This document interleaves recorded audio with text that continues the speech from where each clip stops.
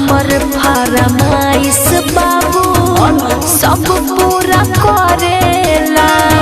अरे हल्का में लगेला भले सब जिला तहरा के छोड़ देले बा जान तोहरा के देख मुंह मोर लेले बा। अरे ऐसे जानी बोला बाबू कुछ दिन के बाद हो बुझाए लागी। हमरा जिला के जे लाग जाई मोहर करे जाहो सोहर गवाए लागी। हमरा जिला के जे लाग जाई मोहर करे जाहो सोहर गवाए लागी। बुझले music by Simran Singh.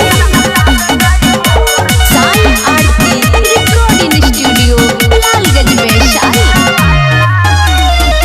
Saroj Sawariya writer सुन पराकाश लागी जब झटका हमर देखब आकाश।